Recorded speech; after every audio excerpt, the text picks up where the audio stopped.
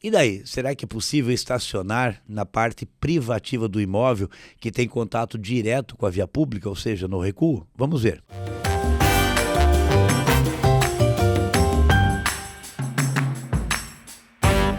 Olá, mais um Transitando com Marcelo Araújo. Tem um assunto que volta e meia vem à baila novamente, que é a questão de você estacionar no recuo.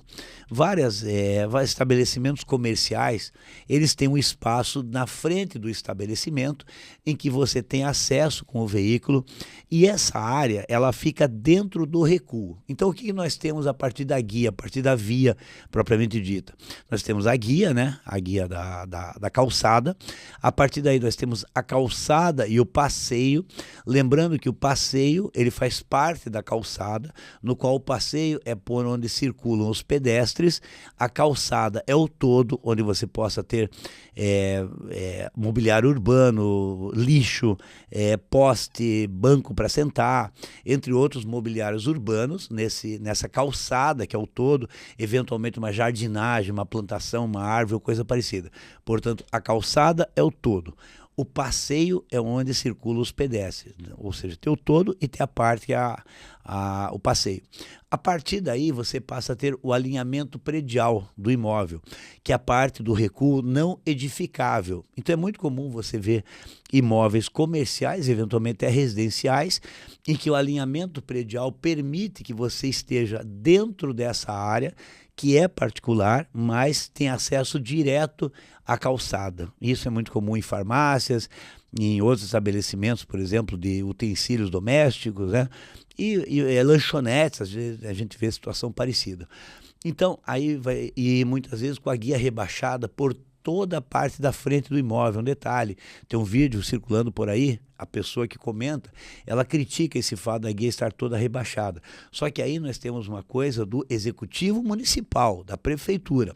Há cidades como Balneário Camboriú, que é muito comum a existência dessas áreas, como eu falei, diante de farmácias, estabelecimentos de alimentação, etc., em que é possível, daí sim, de forma privativa, você destinar apenas aqueles clientes. Por quê? Porque faz parte do estacionamento da parte privada daquele imóvel, né, daquele estabelecimento comercial, e a prefeitura acabou autorizando que toda a guia fosse rebaixada para acesso a essa parte privada, de forma que é possível estacionar um carro ao lado do outro, né? Numa guia que ocupa toda a frente do imóvel. Já outras cidades, como o exemplo de Curitiba, cessaram a possibilidade desse tipo de estacionamento, de forma que você tem estabelecimentos semelhantes ao que eu falei, como farmácias, lanchonetes, etc., que antigamente já foi possível isso, com a guia na parte frontal toda rebaixada, porém, atualmente você precisa ter uma entrada, uma saída, ou uma entrada e saída, em que o ingresso do imóvel se dirija efetivamente para dentro do imóvel, num estacionamento daí sim privado, o qual pode ser fechado, etc., para depois você ter a saída ou pelo mesmo local de entrada ou por uma outra circulação que você saia. Então isso é muito importante lembrar, que depende muito das regras de edificação que a cidade vem impor. Não é o cidadão que vai construir isso, é a cidade que vai regulamentar essa questão, até para evitar eventual conflito de saber se está havendo ou não a desobediência, né? Alguma regra de estacionamento sobre o passeio ou a circulação sobre a calçada.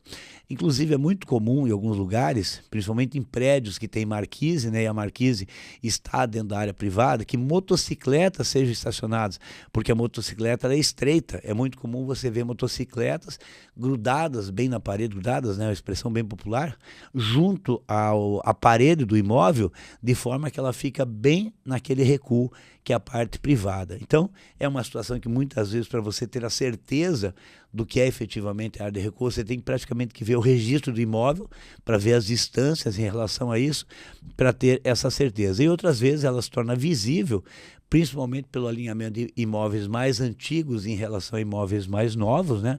Construções mais recentes, em que daí você já tem o recuo não edificável, mas você acaba se baseando no muro das casas vizinhas para ter essa noção. Bastante complexo o assunto, né? Não é um assunto que você possa jogar ao léu para ter uma opinião definida, sem que você conheça essas regras estabelecidas pelo município em relação às edificações.